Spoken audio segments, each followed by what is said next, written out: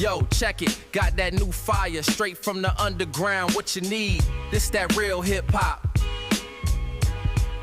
All right, man. It's time for the funny fat man. You know who he is, the fat electrician. This one is called HEB, the grocery store, the FEMA of Texas. I kind of didn't even read that in order. It says the FEMA of Texas, HEB, the grocery store. I have no idea what this is, but I always learn something when I tune into this dude. So let's do it. You and me, let's go see the fat guy. All right, for those of you that don't know, the first video I ever made on the internet was about Aldi, my favorite grocery store. Well, they've been dethroned. Today we're talking about HEB. It is a grocery store that pretty much only exists inside of the state of Texas. Everybody thinks HEB stands for Here Everything's Better, but it actually stands for Howard Edward Butt. Despite operating in only one state, it is the 5th largest privately owned company in the entire United States, generating tens of billions of dollars in revenue, and it is affectionately dubbed the FEMA of Texas. And we're going to get into all of it right after word from our sponsor. Delete me. Why do you have a commie gun? Well, Brandon's the AK guy. I thought I could be the AK girl. Okay, why? Well, apparently we look alike. You guys do not look alike. No. Wait. No, Brandon, you're not allowed to shave your beard ever, especially if I'm drunk. I'll see you sexy YouTube mother lovers next time. Don't say it like that. All right, here's the deal. Super simple, straightforward business model. You give them money, they turn around and make sure the data brokers on the internet aren't selling your personal information. What does that even mean? Okay, here's the entire internet and every free service on the planet inside of a nutshell, okay? The fact that his wife joins in with these things, man, I was this close to having one. Can't even lie. There's a saying, if you're not paying for the product, you are the product. What that means is pretty much anything on the internet that you use, that's a service, whether that be Google, Facebook, Instagram, Snapchat, all of it, okay? It's all an app. So one of two things is happening. They're either going to feed you ads, and that's how that company makes money since their service is free, or they're going to collect your personal information, then turn around and sell it to data brokers on the internet, and then they're going to turn around and sell it to whoever buys it, and next thing you know, you're getting 17,000 robocalls every single day. And that's where Delete Me comes in. They will look through all the major data brokers and find the ones that are selling your personal information and submit opt-out requests on your behalf, and then they are legally obligated to comply. And then they'll continue to monitor these data brokers, and if they get your information again, Delete Me will submit an opt-out request again. Basically, you're paying Delete Me to get rid of all the downsides of all of the free stuff on the internet, which I think is absolutely worth it. If you want to check them out, I'll have a link and a discount code down below. Let's get back to the video. All right, here's the deal. I have been asked thousands of times to do a video about HEB. I have experience with HEB. For those of you that don't know, I have a podcast down in San Antonio, Texas. I fly down there every month to film episodes with my co-hosts, Brandon, Cody, and EY, so I have some HEB experience. I've been to the grocery store multiple times. There's nothing overwhelmingly special about it from an outsider looking in. You go in, it's a nice grocery store. It's big, it's cool, they have good food, but they don't appear to be doing anything different than any other major chain grocery store. And then I found out on my last trip to Texas, they are in fact way different. About 30 minutes from where we film our podcast is Kerr County, Texas. They were hit with massive flash flooding. It destroyed homes, buildings, infrastructure. It wiped out an entire fire station. People were hurt. People were killed. It was a complete disaster and very unfortunate situation. Clint Sanders, the guy that runs Bunker Branding, my merchandise company, and his wife Jenna are both from Kerr County. They grew up there their entire lives. So as soon as that disaster hit, they were using Bunker Branding in its warehouse as a point to gather up a bunch of supplies, and then they were shuttling them into Kerr County to whoever needed them. So while I was down there, me and the guys over at the Unsubscribed podcast took a day and we grabbed our trucks and we were helping them move all these supplies into Kerr County. And when I got there, HEB was there. And when I say HEB was there, I don't mean they sent a truck full of supplies and were handing it out to people. No, they had an entire disaster relief operation on par with FEMA or the National Guard up and running the entire time. They had semi-trucks that were specially kitted out to be mobile kitchens, cooking thousands of hot meals and giving them out to people. They had tons of food, tons of water. They had places for people to charge their cell phones. They had places for people to shower. They had a mobile pharmacy handing out medication. It was a full-on professional disaster relief effort by a fucking grocery store. It was overwhelmingly obvious this was not something that HEB threw together on a whim. This was like a professional team with professional equipment doing this job,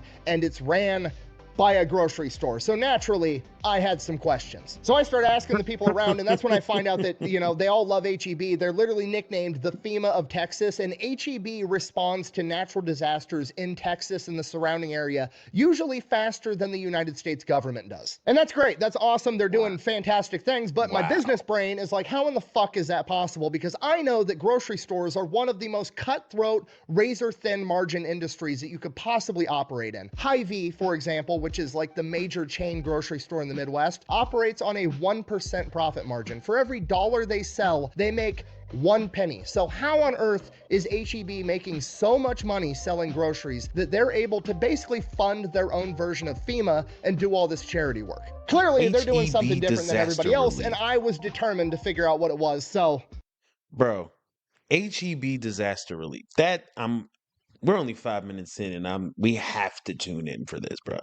I hope you got some Let's good take stuff it from the for top. us. All right, our story begins in the early 1900s with the parents of HEB, Howard Edward Butt, Charles, and Florence. Originally, the family was living in Memphis, Tennessee, and Charles was a pharmacist, and then at some point he developed tuberculosis, so they decided they were going to move the family down to Kerrville, Texas, hoping that the drier climate would help with his condition. And Charles, with tuberculosis, was no longer able to work as a pharmacist, so Florence decided to step up, and she decided she was going to support the family by opening a grocery store on the first level of their 2-story house. They were going to live upstairs, they were going to run the grocery store on the first floor. And that opened in 1905. Now, in the early 1900s, grocery stores were a lot different than they are today, right? People didn't have cars usually, so people couldn't come by and pick up a bunch of groceries and drive them home. So grocery stores usually functioned as you would either call in or you would go in, you'd place an order, the people working at the grocery store would assemble your order, and then they would deliver it to your house for you. And that is what their 3 sons, Charles, Howard, and Edward, all did at a very young age, literally going around town delivering groceries out of a baby carriage and a little red wagon. It was just like, dad's out, the entire family is stepping up to make this thing work. This goes on pretty much their entire childhood. They grow up, all the boys go off to fight in war. They come back from World War I, and one of their 3 sons, Howard, takes over the grocery store and retires as Mother Florence. So Howard's running the show now, and by 1922, he has a stroke of genius. He sees the writing on the wall. Automobiles are becoming more and more prevalent, and hey, people would probably be willing to come pick up their own groceries and pick them out themselves. So he changes the entire function of the grocery store and is really one of the early adopters of what is a modern grocery store. He changes the name of the grocery store to CC Butt Grocery, CC standing for cash and carry, telling the audience, hey, you bring in cash, you carry your shit out, you fuck off. We're not going to deliver groceries anymore. And this is genius because in exchange for that, he's saving time, money, and labor by not having to pick out all the groceries and not having to pay a delivery guy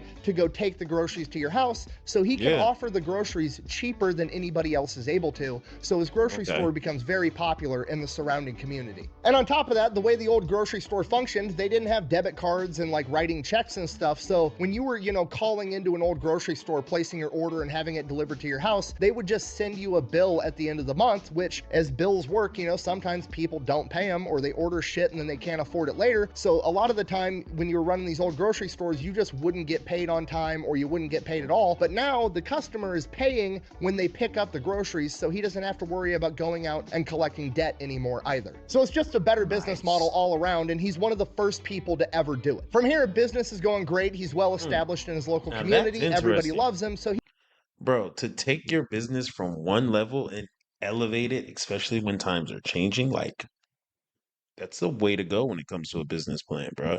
You see something changing and you jump on the wave. Shout out to the Butts. he decides he's going to expand and open up more grocery stores, and unfortunately it fails tremendously because he has no name brand. He opens up 4 different grocery stores, all 4 of them fail. Unexpected problems? Good.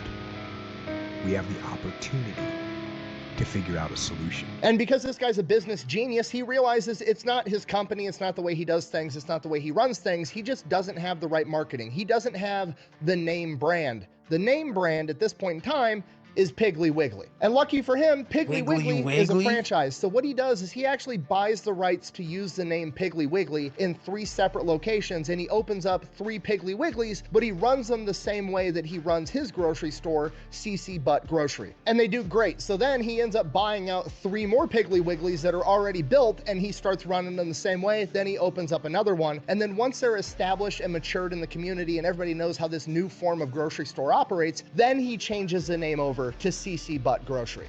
Seymour Butts. Who's Seymour Butts? Nobody see more butts than you, Uncle Tony.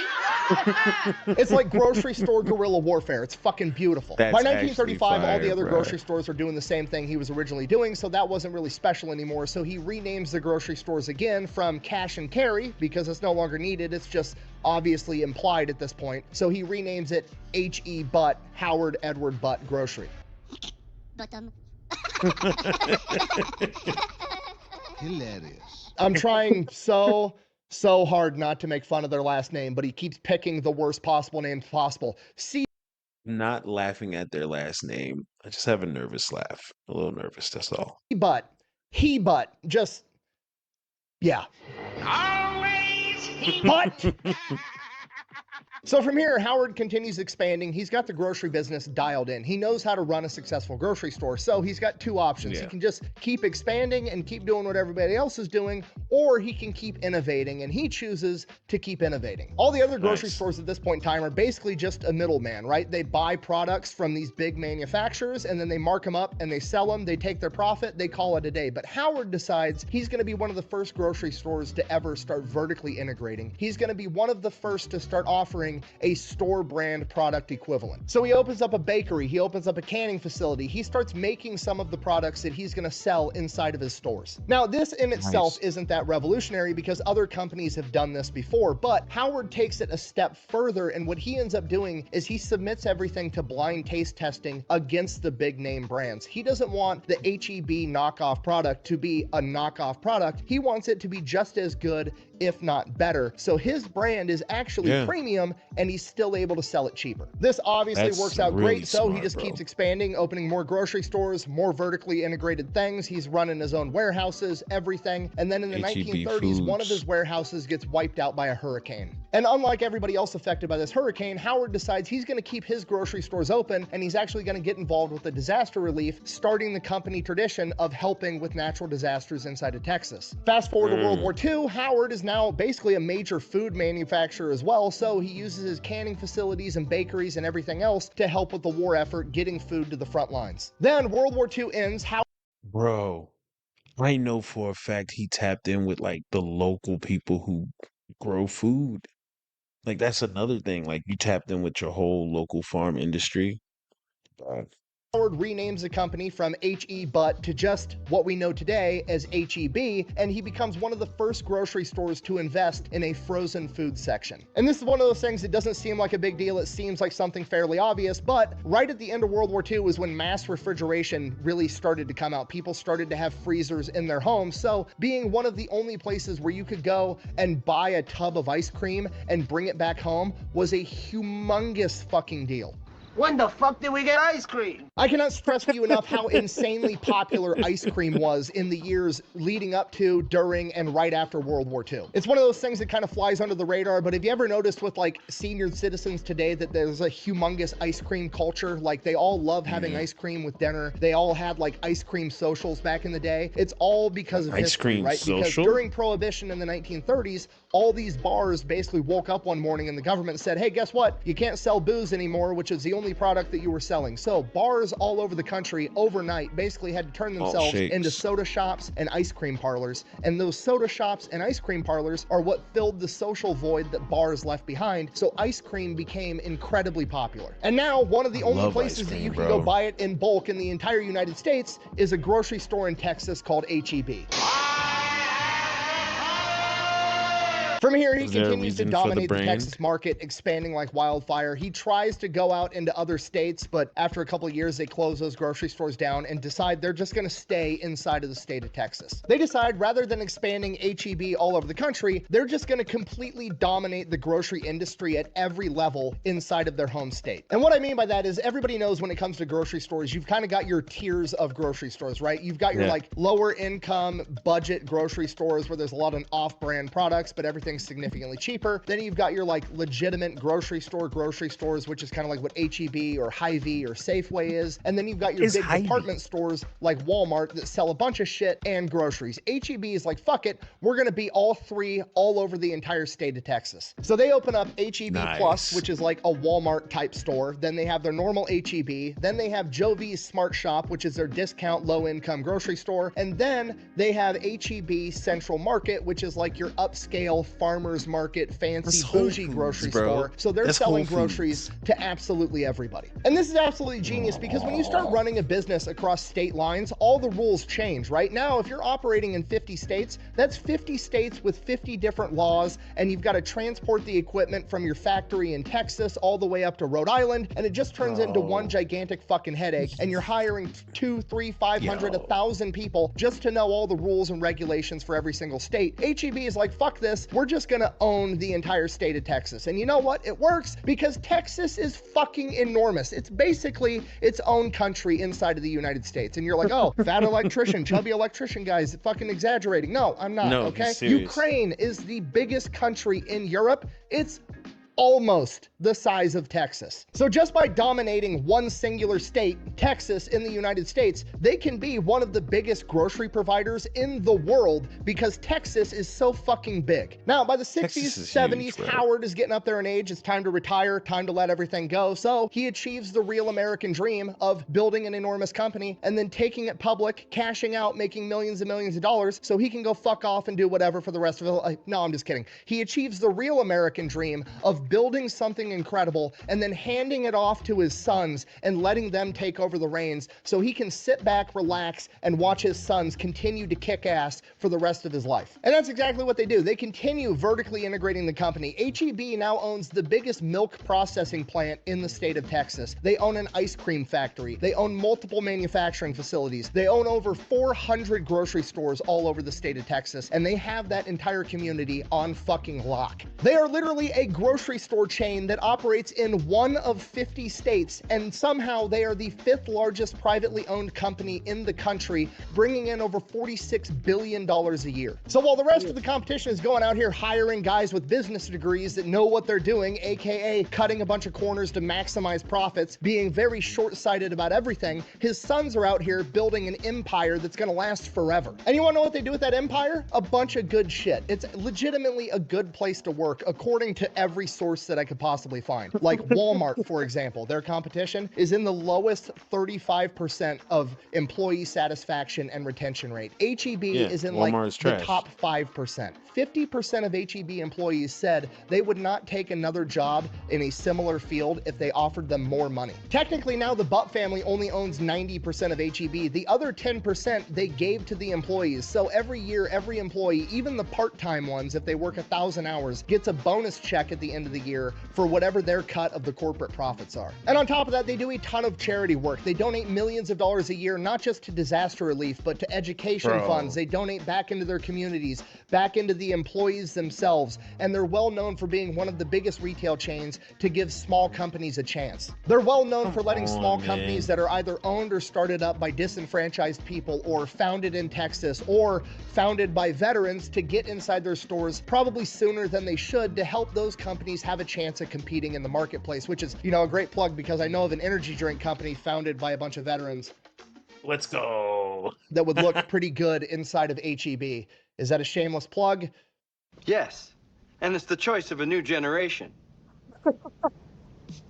Don't judge me, okay? I gotta shoot my shot, all right? We've got Echelon inside of pretty much every PX and every military base in the country. It would look really good inside of every HEB in Texas, too. Sorry, anyways, this brings us back to the disaster relief thing. They've been providing disaster relief to pretty much every natural disaster to hit Texas and the surrounding area since the 1930s, and they did way more than I even saw on the ground over in Kern County. HEB has a full-time disaster relief team. They're literally running their own miniature version of FEMA that somehow responds faster than FEMA. On their HEB website, they have advice, tips, tricks, weather tracking to help people know how to survive a natural disaster. And then when the natural disasters do hit, they mobilize massive convoys to go in with mobile kitchens, showers, cell phone charging, food, clothes, medicine, absolutely absolutely everything you could want, HEB is on the way to get it to you. And then they donate millions and millions of dollars back into that community to help with the reconstruction. Now, we don't know what the totals are for Kern County, Texas, because that disaster is still kind of unfolding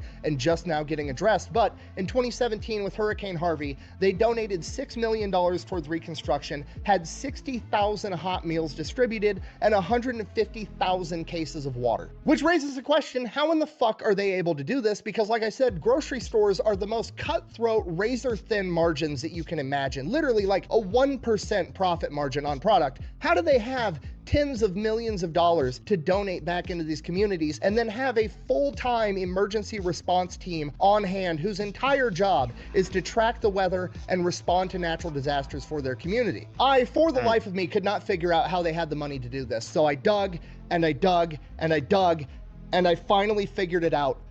And it's fucking genius. The way HEB is managing to make so much money, I believe, is because they're not just a grocery store that's vertically integrated making a bunch of their own products. They're also a real estate developer. Somewhere along the line, HEB realized that going to the grocery store is, you running errands. And you know what makes running errands really convenient is if all your errands are in the same place or even the same parking lot. So what HEB noticed is whenever they throw up a grocery store, people were coming to their grocery store because people got to buy groceries, right? So then other businesses would buy up all the lots next to them and throw up their company and basically use that as the excuse of like, okay, well, I'm going to get more business now because people are going to come buy groceries and then I'm right next to where the groceries are, so they're just going to pick me out of convenience. So HEB, realizing this, said, you know what, fuck it. When I'm going to open up a grocery store, I'm going to buy 10 times more land than I need, and I'm going to develop the entire area. We're not just going to build a grocery store, we're going to build the strip mall attached to it, right? So you're going to come into our one gigantic parking lot where there's HEB and then there's 20 other stores on each side, and we're going to build those buildings, and then we're either going to sell them or we're going to lease them out to those companies because we're increasing that property value just by existing there, and we're going to make a bunch of money when we do it. You smell that? What is that? A cologne? Money. No. It's money. Opportunity. No. Money. Okay, it's literally like a great white shark leasing out the space on its belly to those little sucker fish that eat all the shit that the sharks don't end up eating, right? It's absolutely brilliant. It's literally the field of dreams strategy. If you build it, they will come, and HEB figured, fuck it, I'm gonna build it for them too, and then they can just rent it from me. And the entire thing just feeds into itself because guess what? If you got one of those 20 stores in the strip mall connected that you're leasing out to, and somebody has to run errands at that strip mall, guess where they're buying groceries at now? HEB, at a convenience. So they're both feeding off of each other, but HEB is benefiting off of all of it because they own the whole thing. So yeah, that's how they do it. It's one of the most genius business models I've ever seen, and what's even cooler is they take a bunch of that money that they make off of this brilliant business model and do good in their community, literally becoming the FEMA of Texas. So yeah, the moral of the story is don't sell out. The American dream is not to build a company that's worth $1 billion, sell it to the open market, and then make $1 billion, fuck off and buy a Lamborghini for the rest of your life. No, the real American dream is to build something, make $1 billion along the way, and then hand it down to your kids and let them continue kicking ass and let them go out in the world and do good things, which is exactly what HEB did. The world would be a significantly better place if more companies acted and operated like HEB does. Imagine if Walmart or Target or any of these other major retail stores did exactly what HEB does. They could do it. There's no reason Walmart shouldn't have a convoy for disaster relief going in and helping people out, but they sold out and they're subservient to a board of investors, and the only thing they give a fuck about is making more and more money, where HEB cares about making money, but they care about the people they're making money from and they give back to them. And that's why HEB has its cult following that I didn't understand until I did the research for this video. It's because HEB isn't just some company coming in trying to make as much money as possible. HEB is legitimately a part of the Texas community and their culture and genuinely cares about the people that they serve. So in conclusion, I am in Texas an awful lot, and I am absolutely not sold on the notion that everything is bigger and better in Texas, but holy shit, the grocery stores sure are. Thank you for watching. Best way to support the channel is go buy some merch over at thefatelectrician.com. Quack bang, out. Bro. Okay, I want to go to Texas now. And I want to go to Texas and I want to go to HEB. I'm gonna stop at Bucky's, but I gotta go to HEB, bro. Oh my God. Just okay. I'm just wrapping my mind around this whole thing. It's only in Texas, people. Like, It's only in Texas. First of all, Texas is massive, like stupid huge, like stupid big. 400 plus stores, all different levels of shopping. They're buying up all the land around their stores because they know what they're going to do when they build one. Talk about excellent business models, bro. That right there is a business model right there to follow. Now, I don't know how you would apply that to anything other than like grocery stores. I don't know, but I would love to. Oh my God. You start out one way and you expand into something that's so big, so massive. Everyone around you loves it. And I'm pretty sure they would like to have a, first of all, let me dial it back a bit. To work at a place like this would be amazing. To work at a place like this would be amazing. A place where you know it is literally about family. It's literally about caring. It's literally about doing more and being a better person, not just doing your job. The job is what you're going to do every day. You have to be a better person regularly. I'm pretty sure like their team meetings and their management, I already know for a fact they have some of the best managers because you have to live and breathe that type of mentality in order to retain people and have people work with you for years like that. HEB, I never heard of it. I was saying HEB, but that's not it. It's HEB. Um, and that's just the grocery store part. But to be able to take care of your city, your town, your state at the drop of a hat, mobile showers, mobile kitchens. Do you I can't even think of a store here in Georgia that would be able to do that. And like you said, there's Walmart could do it, but why would they? I'm not saying that they don't. I'm not saying that they don't help when things happen. But think about it. Every state you ever been to has at least a Walmart, if not a super Walmart. Why don't they have disaster relief? They know that disasters are going to happen. Can you shelter at Walmart when something happens? Like, this is a lot of good questions, man. This was really good. Now I want to go to HEB. I got family in Texas, so don't be surprised if you see me out there. This was amazing. This was amazing. But now's the time where we say our goodbyes. Show love to the channel, man. It would be greatly appreciated. I need all the love I can get. I'm not sure what's happening, but I just need you guys to show love to the channel. So a like will do, share the video, and subscribe if you haven't. But please stay tuned because this has to happen again. I love the Fat Electrician. He gives me massive amounts of information in a way in which I can digest, and I love it. Shout out to you guys for staying tuned. Shout out to him for always bringing something new, and just show love, man, to one another. Most importantly. Till next time, peace.